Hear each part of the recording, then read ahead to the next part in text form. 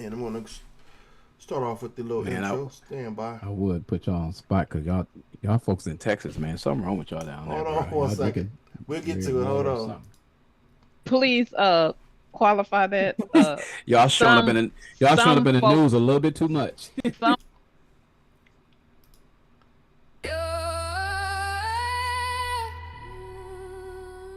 Yo.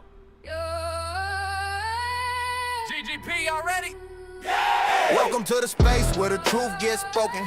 Trap snares popping, hands up, energy open. Where the chains get broken and the culture stays golden. We move with grit, say grit. We rise with grace, say grits. We push for progress. Progress. No justice. No sleep. Snare snapping, keep that bounce alive. Unapologetic, black, unfiltered, unshaken. We the future in motion, history in the making. Let's go. Every step, every voice, every beat that we speak. We the rhythm of the people rising week after week. From the block to the ballot, the mic to the streets. We bring fire to the system till the mission's complete. Turn it up, let it hit, let it rise in your chest. This is power, this is purpose, yo, we won't rest. So lean in, tune up, let your spirit digest. This is grit, grace, and progress. Yeah, feel that. Hold that. Let it settle in your soul. Power in the place. Grit, grace, and progress. Say it. Grit, grace, Power in the place. grace, and progress. Say grace and progress. Grace and progress.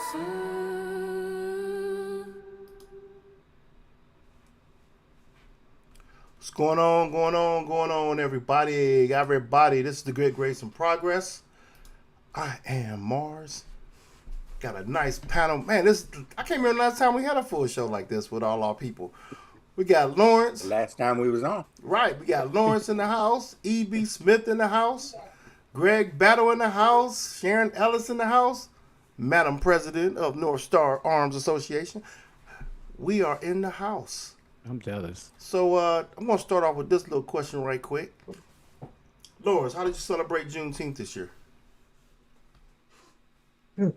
Well, started a new job, so I was working, so I didn't get a chance to really do anything. And then my daughters, they just wanted to have a full weekend of celebrating Father's Day, so I didn't really get out and do anything other than just hang with my girls and my wife, and that's about it. Got you. You're there. Juneteenth. I think Lamar's mic went mute again. Did Just my came from out of town, but my daughter was sending me early texts about what Juneteenth meant, so I spent some time discussing that with her, and what an eye-opening experience it was for this smothered child. But so that was interesting, and kind of had some other things to do. But I on purpose took it easy and just enjoyed whatever things were around me at that day. Normally I go out and do something, but it just happened to fall on a day that I was really busy, which really frustrated me. Plus, it rained in Cleveland. got you. What about you? What about you, Greg? How was yours? Mine, my days are basically still the same. My Juneteenth celebration came Saturday because my brother's oldest daughter, my first niece, and her, he was preaching Sunday. I was eldering, but we got together and we played some pinochle and just brought it in as a little family thing, playing some Got you. games. Brought back some good memories, but you still have to go see dad 3 times a day, make sure he's cleaned up, take care of mom, feed her, make sure they all good. So we just stick in the rhythm. It wasn't a very special day because I never really celebrated Juneteenth. So Juneteenth didn't have meaning until I learned about it through the Narrative Nubia space. Yeah. I had a friend that always went to Toronto for a Juneteenth celebration, Got you. but I couldn't understand what that was. Okay. What about you, Sharon? Well, that Friday, I really didn't do much that Friday. Of course, Saturday, I celebrated with the Phi Beta Sigma fraternity that has a Juneteenth celebration. So I guess I more or less celebrated it that Saturday. Okay, so we was together on that Saturday, me and you, and it was a great time that we had.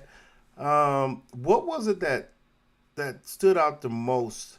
Oh, let me say it this way: for this particular Juneteenth is in Arlington, Texas. For those who don't know, downtown Arlington, Texas has a very it's a large a crowd that they get, and it's it's a multi diverse community that comes out to experience this event. What was one of the things the last 2 years we've done it that really stood out for you for doing the Arlington Juneteenth Festival? I guess more or less the people that come out to celebrate it, and what really stood out to me or stands out to me is those people that don't look like us that come out and celebrate it, and they seem to be have a good time. Right. Because for you guys that don't know, they actually have a DJ in the beginning, then they have a live band that ends the evening.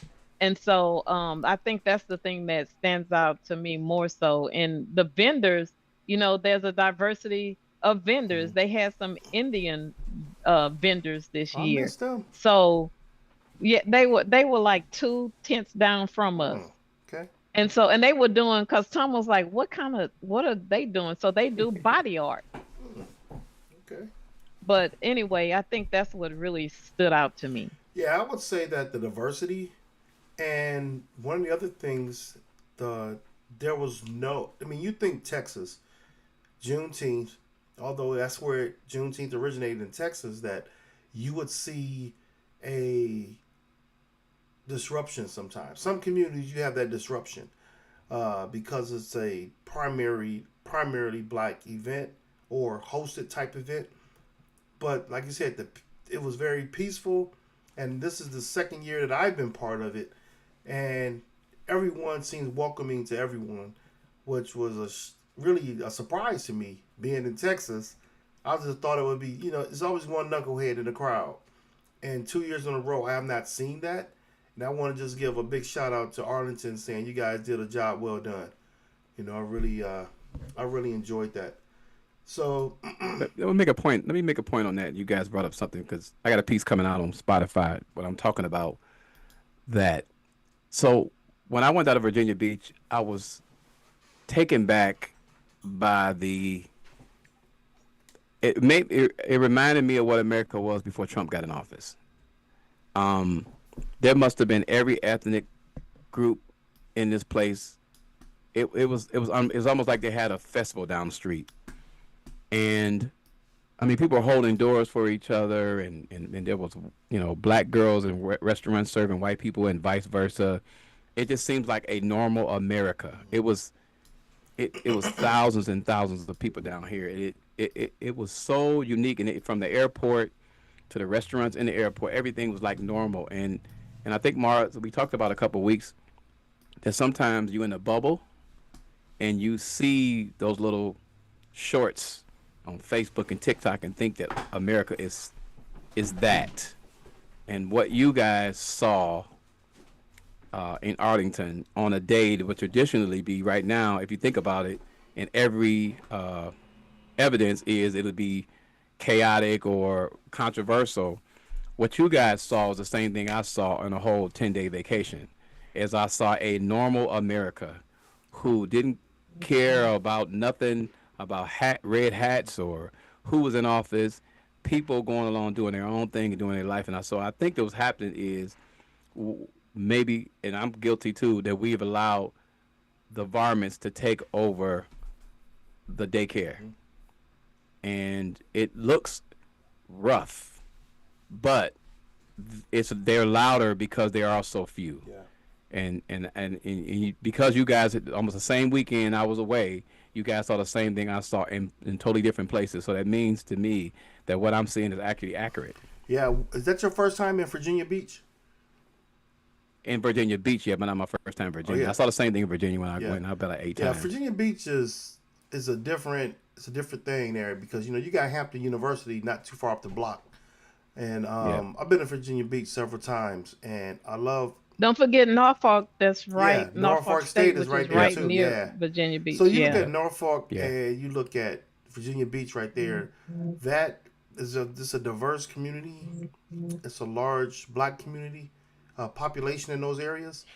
And so when you see the larger black populations in those areas like that, especially tourist attraction places, you probably will see that diversity and a more calmness for an event like a Juneteenth weekend versus going to having that same event downtown Richmond or Alexandria, Mhm. those places, where you might find uh, won't be as what you want to say. I won't say welcoming because there's some welcoming places, but just Virginia Beach has that different element because of the diversity and the black population that's there. I have family that lived right in Virginia Beach for years, right, like 4 houses from the ocean, and it was just great. Multicultural families, uh, you know, black husband, Philippine wife or Korean wife, mixed kids, and it was great. And this was back in the '80s that I saw this, and over the years it's been great. So anyway, that's awesome, man. EB, I'm glad you saw that and experienced that, and it was peaceful for you. And I just wish all of Texas was as peaceful as Arlington was, you know. But Y'all just got to keep the news media out of Texas. They broadcasting all y'all mess. well, you So know what? I'm glad they broadcasting it. No different than Trump being in office. That it's not by mistake that everything is transparent now. It's transparent. It's not like a guessing game anymore. It's transparent from the position of I don't have to do the guesswork no more on who people are.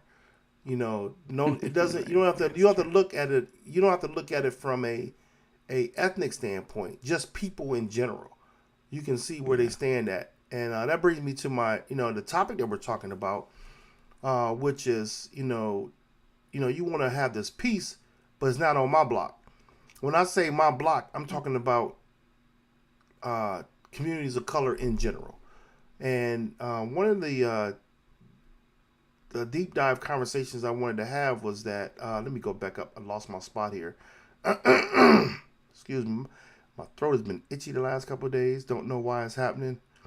But I'm going to start off with this in this description. So Donald Trump is touting his new peace agreement with Iran as a necessary move to avoid economic catastrophe. Now just think about that statement alone. To avoid economic catastrophe, so you sign an agreement to protect the global economy from depression level damage. At the G7, he warned that the prolonged war and a closed Strait of Hormuz, through which roughly a fifth of the world's oil flows, could have sent markets into a tailspin and energy prices soaring. This deal aims to halt bombing, reopen the vital shipping routes, and calm investors who were jittery over disrupted trade and higher fuel costs. But while the global markets exhale, black neighborhoods from Chicago to Jackson, from Baltimore to South L.A. are still living in a different kind of crisis. Gun violence, over-policing, underfunded schools, housing insecurity that quietly stripped away life, dignity, and generational wealth. These conditions almost never got labeled as an economic catastrophe, even though the damage is just as real. So in this episode of Grit, Grace, and Progress, we ask, whose safety counts as an emergency in America? And what would it look like to fight for peace on our blocks with the same urgency leaders summon to protect markets and oil lanes? That's the topic. So when you hear the president say he had to sign a peace deal to avoid economic catastrophe, what's the first image that comes to your mind, and how does it compare to the crisis you see in the black community every day? Anybody can answer that. The image I see, Yes. or the first thing I say, The image that you see. I say idiot. Called the president an idiot. Yeah. Because he started this. Mm-hmm. And he's been lying all 10 years he's been in office. Mm-hmm. And we still got 3 more years of it. Right. And everybody's trying to normalize like it really means something. And I learned early in my life, as I studied World War II growing up as a child, that the government will lie to its people for its own purposes. Mm-hmm. But we have something that's beyond that, because we have a government that doesn't want to govern. You put people in places that don't have experience. You put people in positions that jeopardize safety. You dismantle health, education, and welfare of the people just because the few at the top think they're entitled to more money. And then once it all comes crashing down, then they want to pick and choose who they're going to blame for it.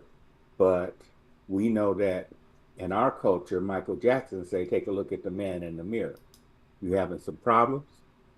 Take a look at yourself. What part do you play? Right. No, I understand that. Anybody else want to chime in on that? What's the image that you see? Yeah, I agree with Greg. I mean, he's an idiot.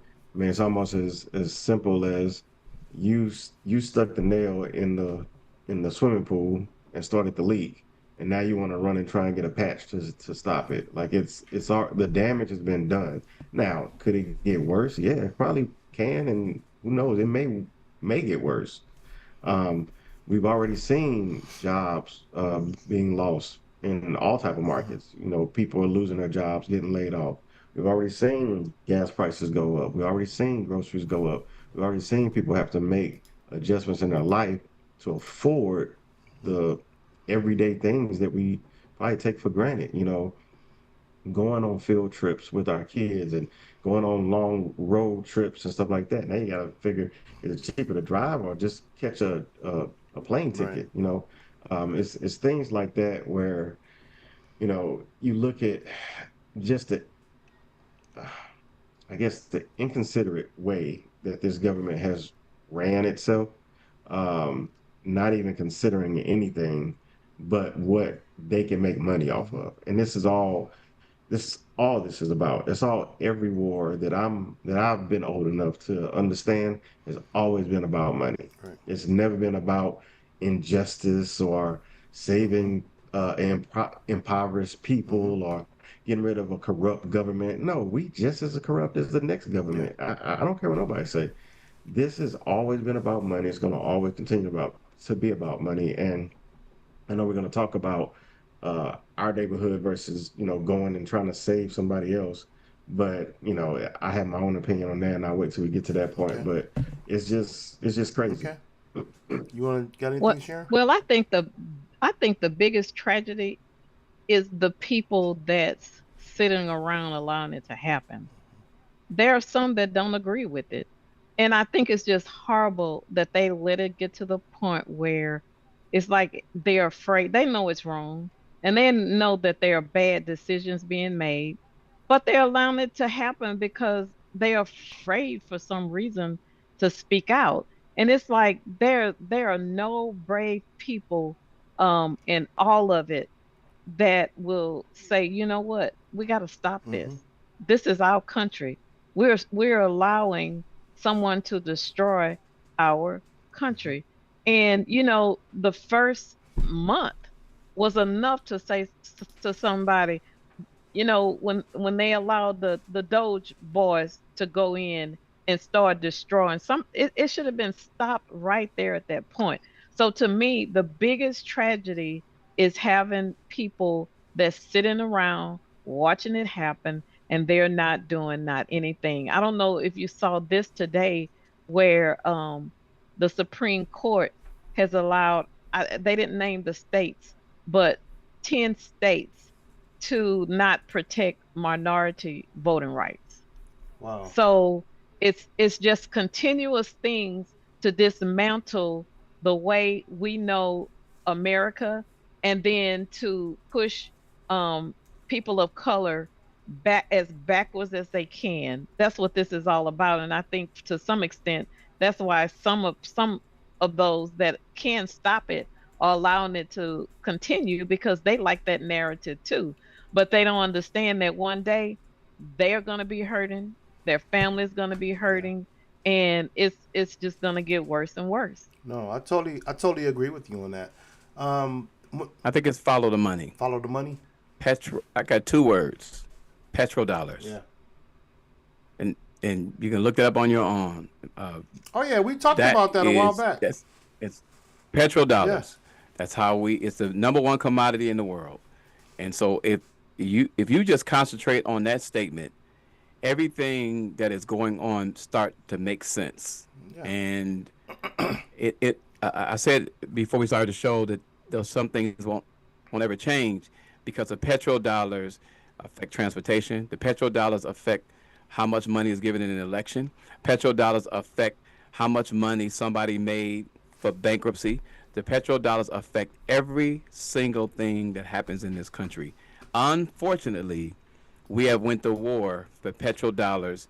Every time we have went to war, it is chased back to the petrodollar. And until a politician stands up and agrees, no matter what side of the aisle they're on, we're going to continue to have wars, and this ain't going to be the last, unfortunately. Unfortunately, if we have a Democrat for the next 8 years, after he gets out, there's going to be another war because it's always based on how much money we can decipher from the country to justify how much we putting in their pockets. Yeah.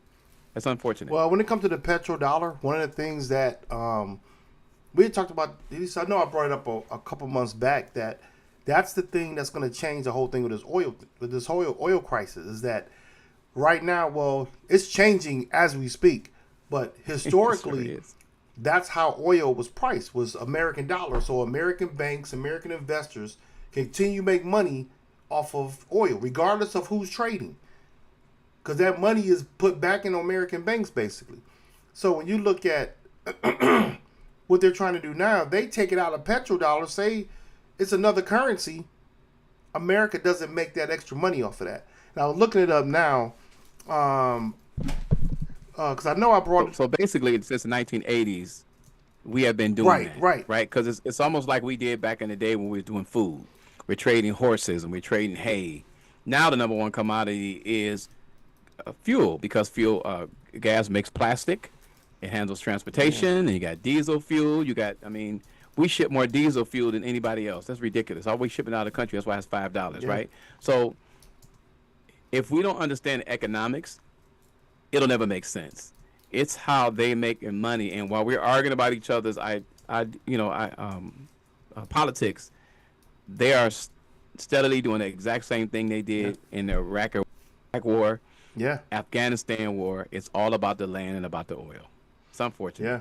Well, that, like I was saying, that the difference is going to be, that's why they're pushing so hard to bring this peace over there with it, because the American banks are the ones that are pressuring our administration, get this right. That's right. But think about it, if they change it to where it's not the petro no more, it ain't going to matter. They told you what they were going to do.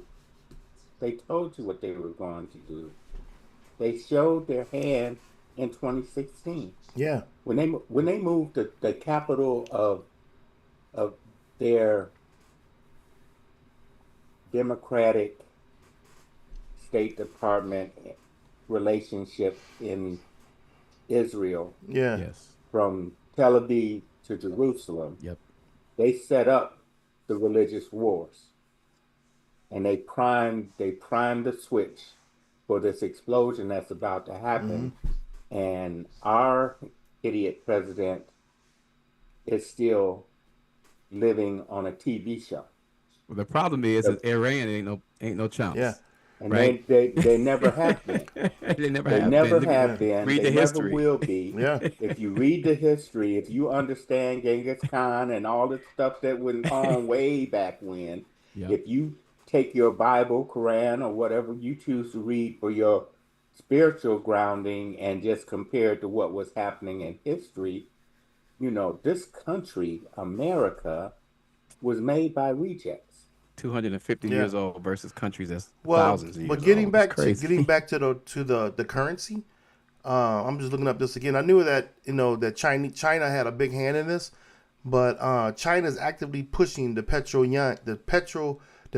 yuan, encouraging oil exporters to price some cargoes in yuans or yans, or I can't remember if I get the right pronunciation, to accept settlement through Chinese financial channels.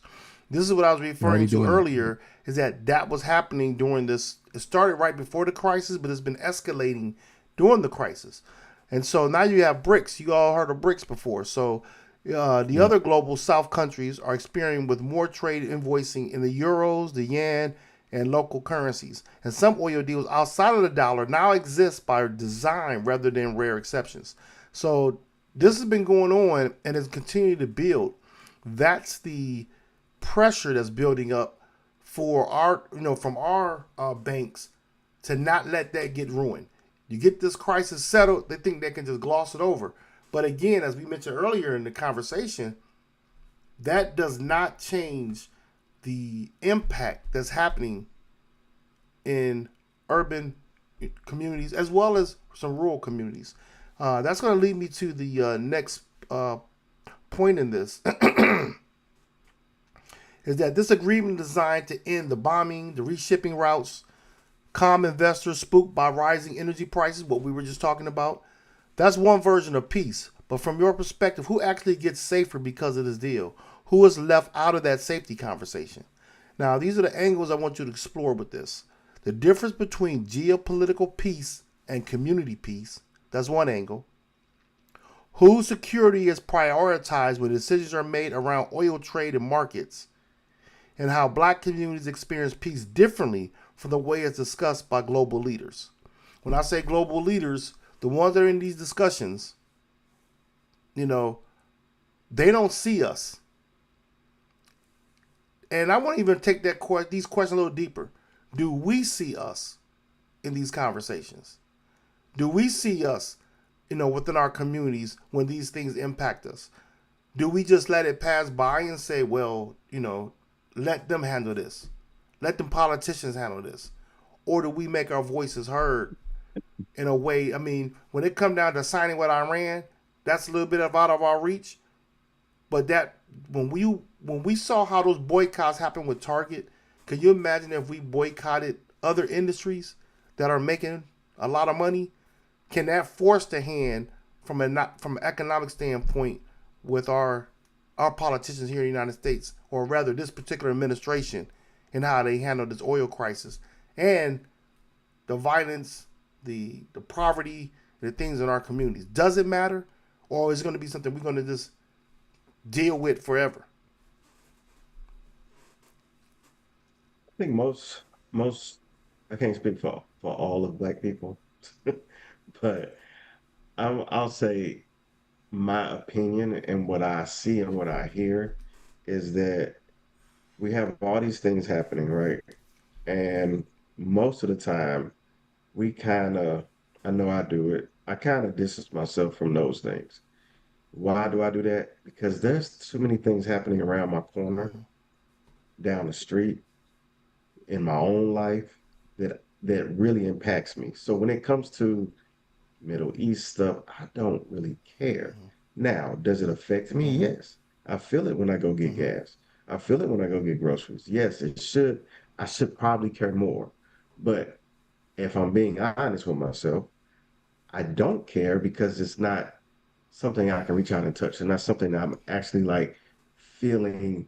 You feel it every day, if that makes sense, but you don't at the same time. When I hear about Carmelo Anthony, I feel that, right? I feel that type of stuff happening. And I look at if I had a son, how would I feel if I was dealing with that?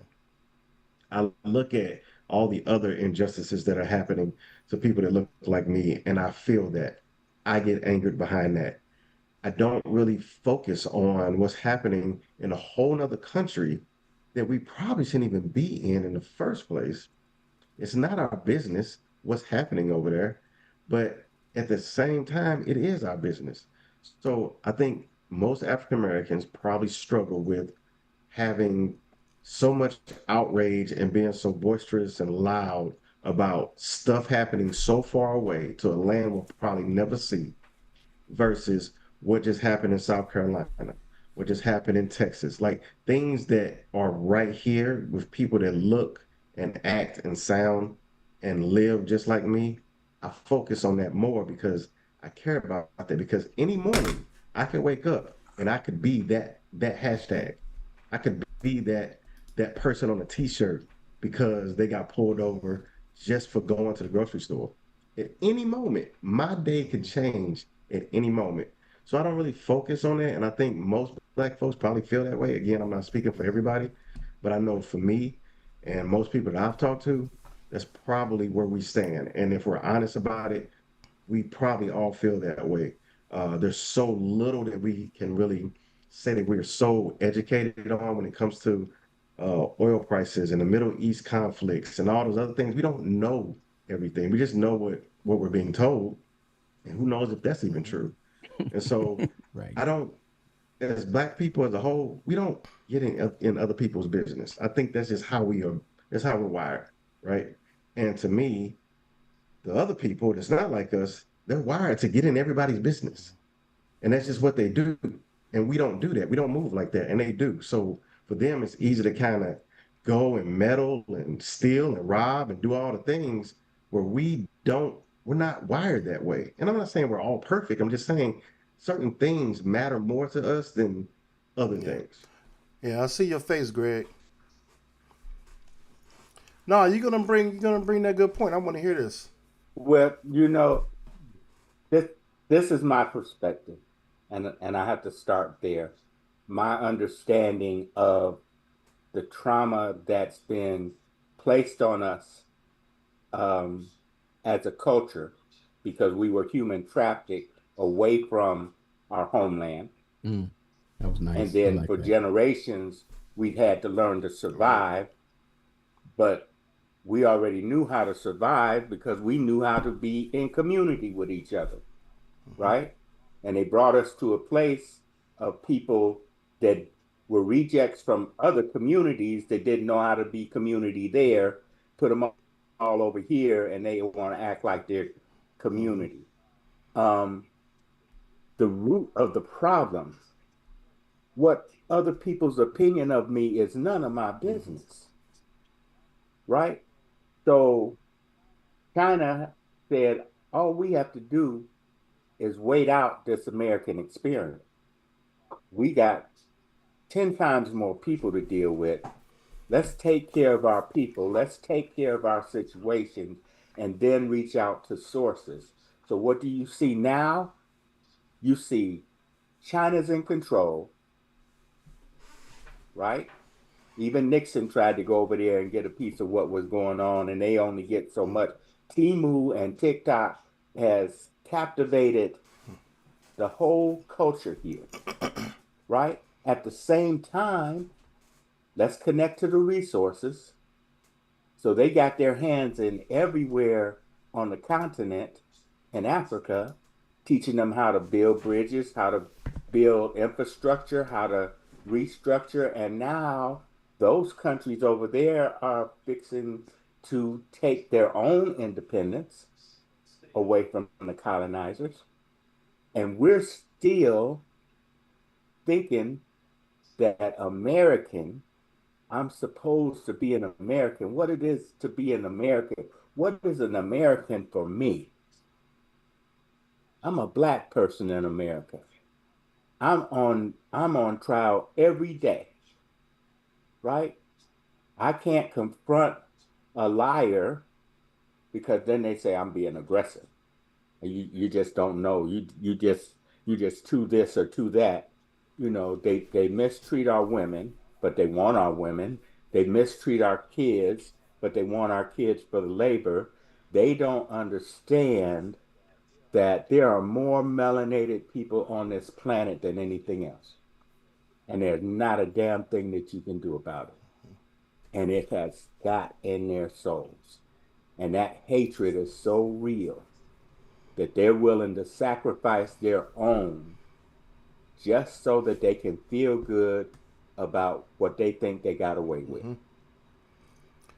When I hear that, you're absolutely correct. When I hear that, um, I'm directing this at Sharon. When you hear what Greg just said, and you do look at from the economic side of disparities here, of how community is supposed to be. We saw that in the Arlington community. We saw community there. We to show you the type of community that came about.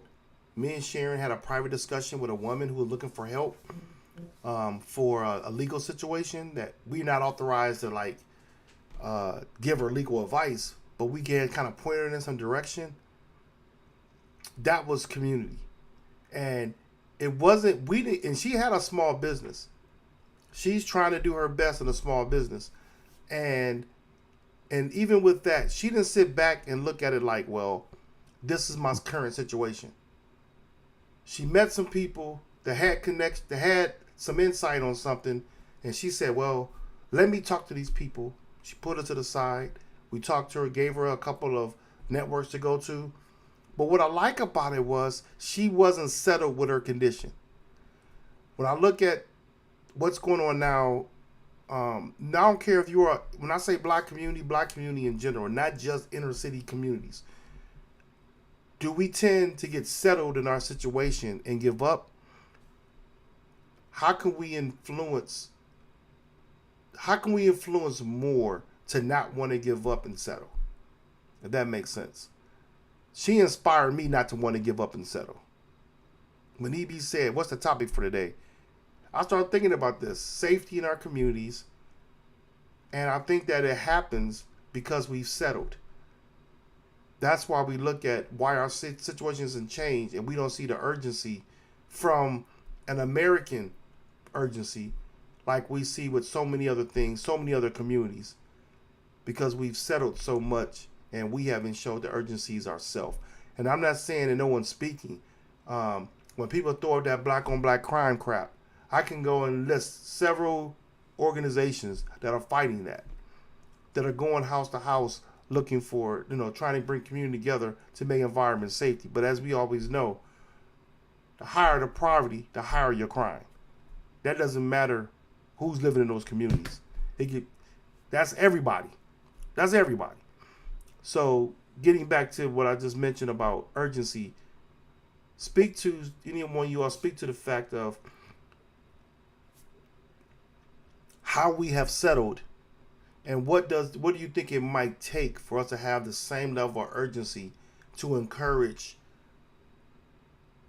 American people or the American government to have that same urgency when it comes to safety and economics in our communities? Let me chime on something real quick too on that point. I was double checking something, but the 2025 budget has cut money from, watch these programs: Job Corps, SBA, Health and Human Services, all the things that affect our community, and my add, crime and prevention. So just think about those things that I just mentioned and how that affects urban communities, including our white, poverty-stricken brothers and sisters in Appalachia, right? It affects everybody, right? So now, if we want to talk about how that affects our peace and our standard of living, let's just start there. If you cut SBA loans, how's anybody going to start a business, especially in a local community? If you cut crime prevention, the crime is higher, right? They don't have any federal grants. They hire less police officers. They have less tools to use. You spend more time locking people up instead of preventing crime. If you cut health and human services, well, we know what that does, right? So it all affects our neighborhoods. There's a statement about politics that says all politics are local. If you want a Republican to win in a national election, hold a serious election in the local area, and you forget about the federal election and concentrate on the mayor. That's just a policy, right? A process. When we allow them to blindside us, they're cutting all these budgets. We didn't know this. We find it out now. They wanted that money to go to war. They were going to use that money to go to war, and they've done it unsuccessfully, which is really frustrating all of us now, because now not only have they snatched money from those grants and stuff that helped us, it also we also lost something and actually is going to be charging us higher for gas and all those other things. So to your latest point, to me, one of the biggest things we should do is awareness. And I'm always giving Greg some kudos and about how involved they are in their congregation about doing something special for the local community to make them aware of certain programs that are available to them. It's those programs like that that are going to make a difference in the neighborhood. Right. Nobody, listen, I don't care. I'm going to be honest with you. I really, really, really, really don't care about what happens to corporate America, except for it affects all of us working. Yeah. the tax raises, they don't care. They start cutting budgets. I've seen companies I love and that I work for, that I presently work for, have their budgets cut and staffs getting laid off. So that's the only way I care. Other than that, I really don't care. I mean, kids getting bombed in another country, I do care about that, but not as much as I care about the kids that getting starved to death in this country. I don't think that's really going to change the mindset of the federal government because let's face it, most of us do not remember how critical these things are until election time. Less conversations take place until election time. There's less attraction to our shows and podcasts about talking about politics if it's not going on. So you don't care about the budgets, right? If you start talking about a local budget, most people don't care what's going on in their state school board. They don't even know their state school board president right now. Those are the things that's going to help. Groups like Greg has in his church is going to help, and like island groups that come out and say, hey, you need to go vote because this candidate vote for this, and they're going to have. Other than that, we're not going to see much change in our future voting. Oh, I appreciate that. That was good. That was right on point. I like that. And you made a good point. You said don't really care. That's something what Lauren said. It's not a priority.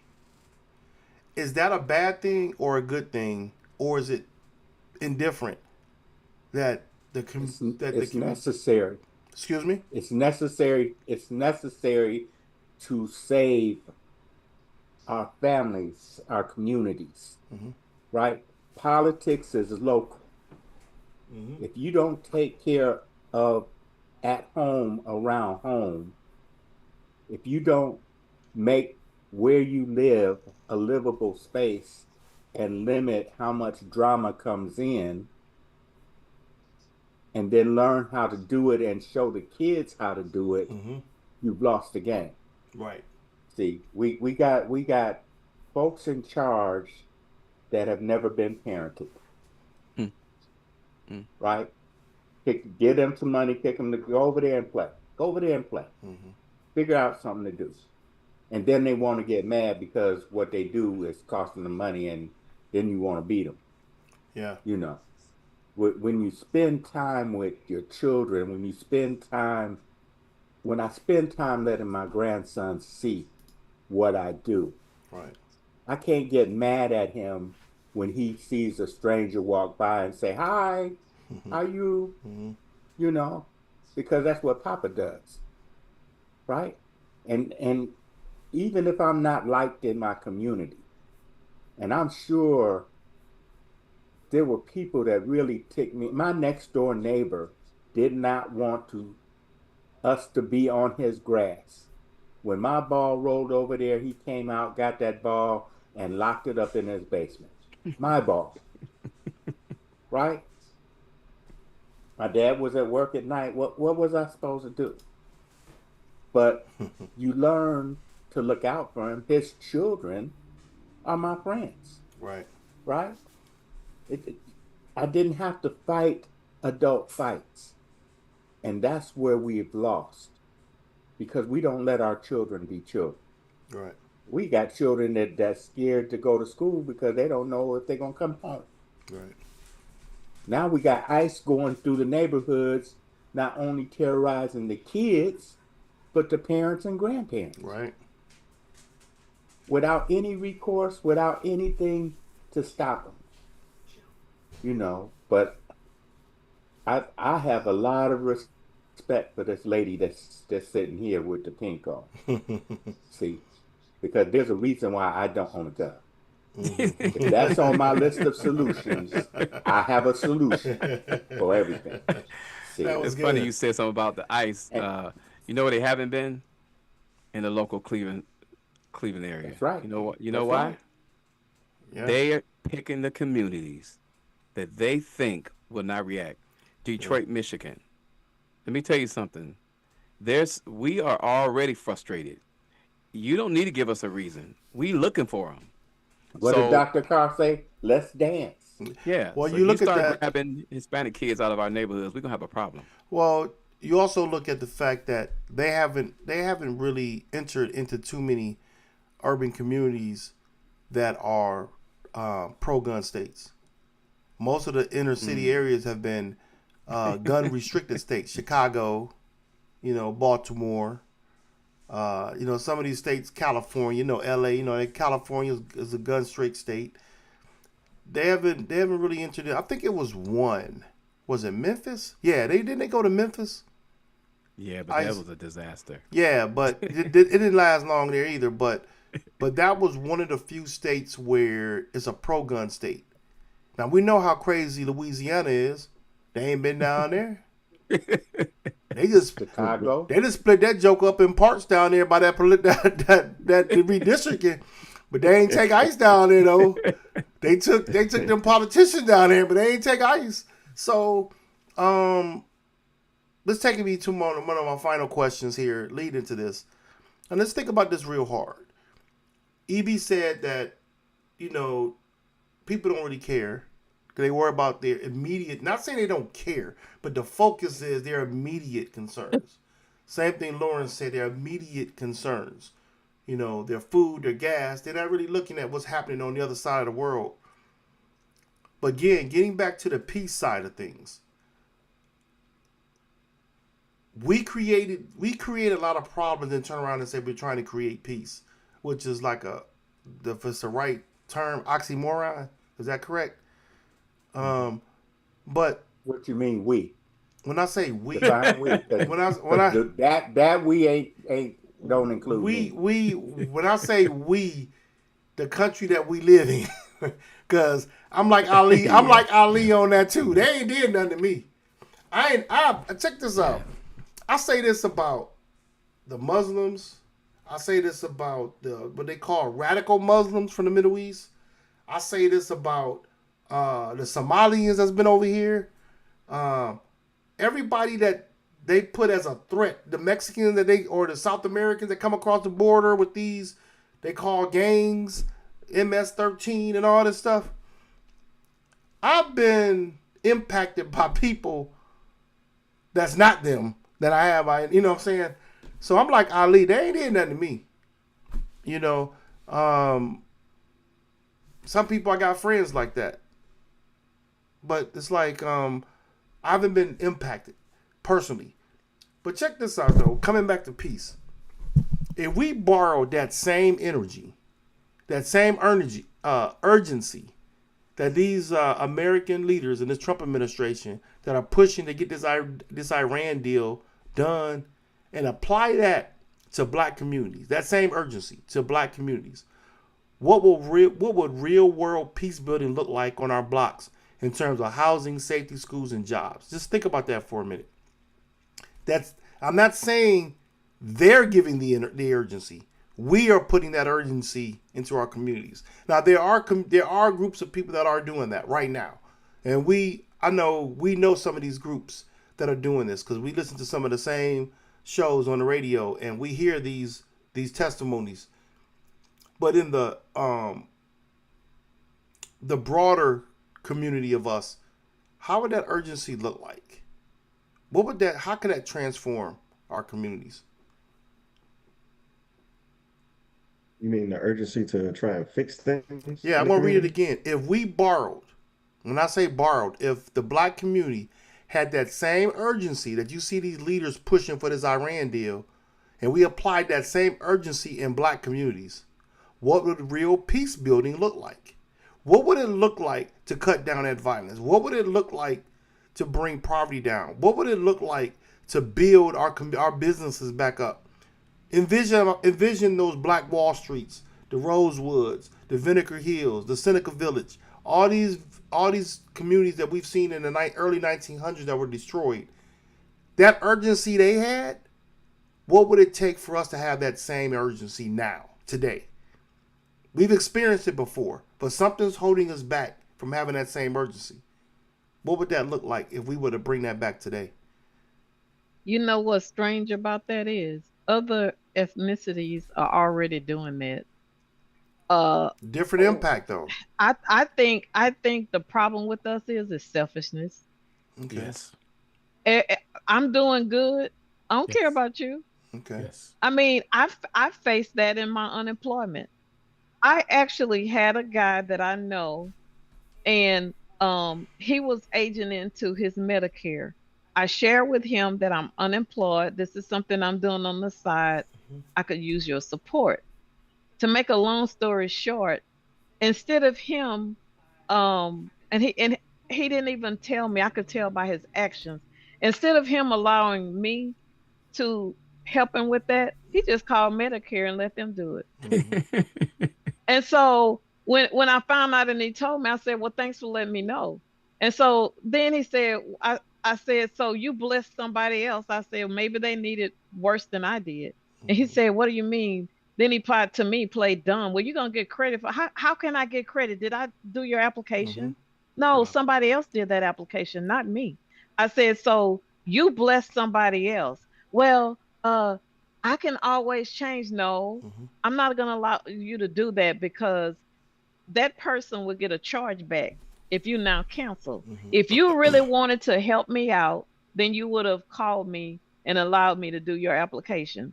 So just think about that. That's somebody that I know knows that I'm unemployed. I'm trying everything I can to earn income.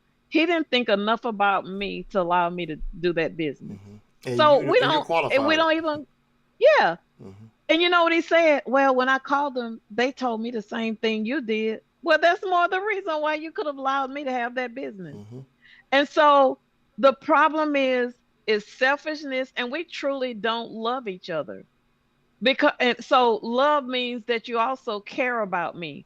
Those components are missing with us. But when you think about it, Lawrence, when you drive around the area, don't you see Indian stores popping up everywhere? Yeah. Korean shopping centers. You never see a African American shopping center. And if you do, then they don't take care of it like they should. They don't present it in a professional, and I hate to say it, but it is what it is. Unless you go to the south Very, side. very few of them have a professional look and professional way that they do business. So I would say it's selfishness, and we don't love each other. We don't care about each other. Okay. $2.2 trillion annually. You know what? You know who spends that? 2.2 trillion dollars. 67% of it go to beauty supplies. Now, stop right there. She's right. I don't even know. I don't even want to add more to what she said. Just all the pieces she said. $2.2 trillion a year.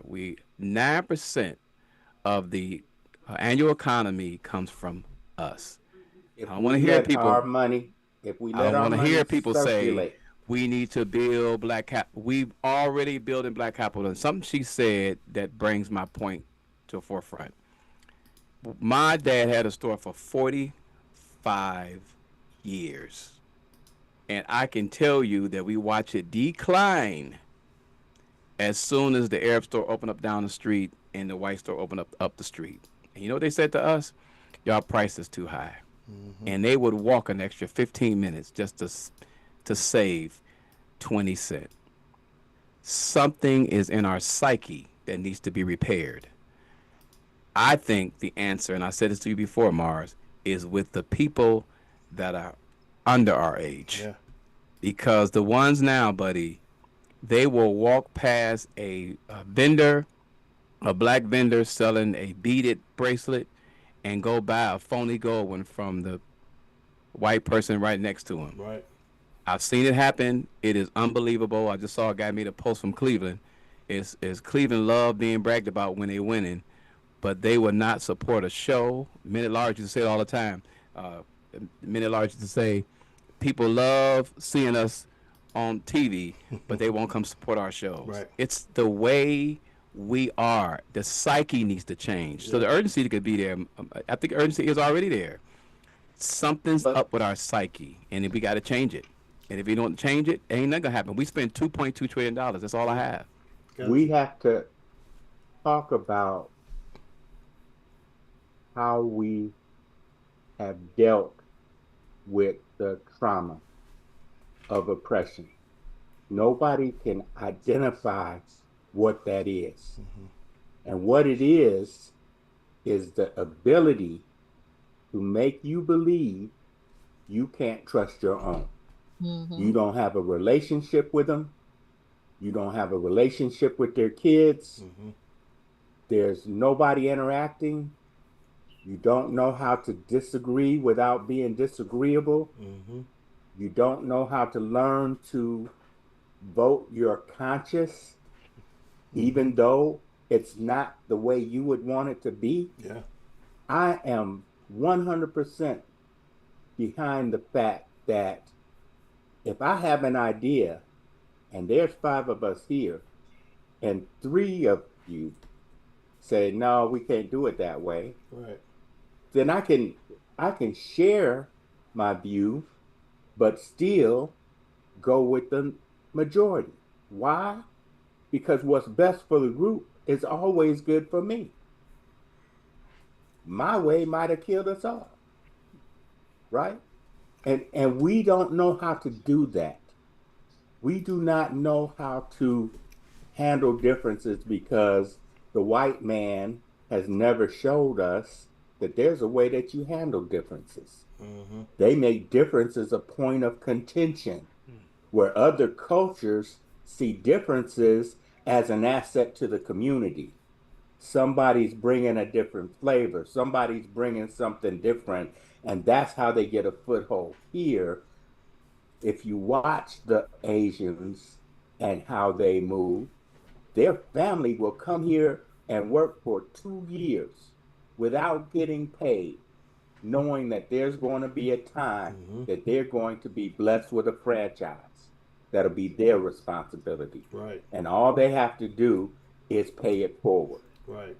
Let somebody else come and then bless them and give them some work, and somebody work for 2 years. See, we want something for nothing. We think quick, fast, and easy is the way to go. And that's what kills us. Right, right. So I want I need to hook up. I don't know. But Did you but you respond? know, Go ahead. Lauren, did you respond? I to wanna- it? Oh, go ahead. Go ahead, Sharon. I'm sorry. I wanted to give this scenario what Evie just said. So I was in a business session once, and it was all African Americans. And the guy that was facilitating posed a question. He said, if there was a Cuban, and he gave the example of how the Cubans came up in Florida. If there was a Cuban dealership down the street, there was a black dealership, but the black dealership's price was higher, who would you buy your car from? Most people in that room said they would go buy the car from the Cuban. And so the guy said, that's the problem in our community. He said the Cubans, what they did in Florida was, okay, so his price when he started was higher, just like the black guy down the street. Yeah. But the Cubans supported him, even though his price was higher. They supported him, they kept supporting him until the time came where he could give a more competitive price. Because, when you first get in business, you can't give as a competitive price as maybe the guy down the street. Right. And so, but that's how they were able to have the business success that they have, because they supported each other even when the price was higher. Right. Oh, Greg dipped out on us right there. Yeah, he said. Yeah, Yeah, he had to Okay. change What I was locations. gonna one thing I wanted to bring back to was that it's I want to rewind it back. I heard all your comments. Every comment was what we're not doing. So I want to bring the question back again. If we came with that energy, that same urgency rather, what would that look like? What would that look like? And the $2.2 trillion will be in our neighborhood. well, hold on, because you're right. But reason why I'm bringing it back, because when I listened to your responses, which were all 100%, 1,000% accurate, we've been in this hamster wheel for so long that our first response can't even imagine what that looks like. We can't imagine what a 2026 Greenwood will look like. We can't imagine it because we just mentioned that we don't like each other, we don't support each other, which is all true for various reasons. It could just be convenience. It could just be convenience right there. I push black businesses, but I've heard people say, well, if I gotta drive so many miles away to get this product and I can go right up the street to Walmart and get it, that's the limited perspective of seeing what it looks like to be a self-sufficient community. They've never seen it. Our generations have never seen it. The last person to see it were all of our grandparents. Were the last ones that saw something like that. Yep. So we can't even imagine it. So we're comparing what the Asians do. We're comparing what the Cubans are doing, the Hispanics are doing. The difference is they've seen it within their generation. They can see it right now. They can see it. They saw it 10 years ago. They saw it 100 years ago. They saw it 200 years ago. We haven't seen it since the early when I say full thriving communities, 60s, 70s, 60s. 60s, 50s. Then to see full communities like Rosewood, who depended solely on themselves, Black Wall Street solely on themselves. And this is something that really struck me. I heard this week. Then I started reading some things about it. Going back to the 40 Acres and a Mule. I saw this column from a guy that I know from Cleveland who lives in Atlanta now. And Atlanta is one of the few cities that you see that like every day. Like every day. Like and it's been like that for the last 20, 30 years, where every day you don't necessarily have to think about the fact of where you're going to shop, who are your network of black businesses, because it's so common. I wish we had that same energy and urgency like we saw there in other cities. And thing about it is that the kids are growing up and seeing that same cycle, where a lot of cities in America don't see it. And I'm thinking about it, we know why it doesn't happen, but what would that look like? Like EB said, $2 trillion in our communities. Go ahead. Yeah, it's hard to see. It's sad. It's frustrating. The only opportunity that if I knew more black-owned businesses, I definitely would probably spend more. I know every time there's a black, where they got tents and things are going up. Like we just had Black on the Block. Was it a month and a half ago, I think? And me and my family went down there, and we, like, every black person that had a booth that was selling something that was good, that we wanted. And it's funny because I pay attention to it, because you could tell it's hard for us to tell us the price. And it's like this hesitancy.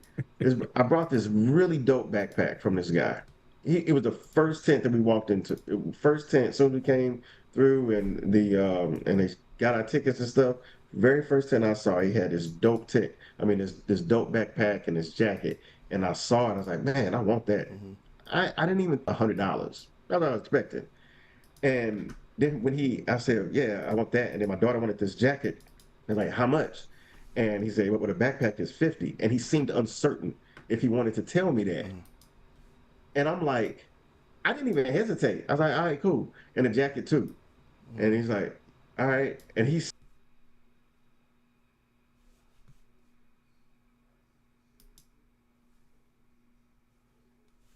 you guys there?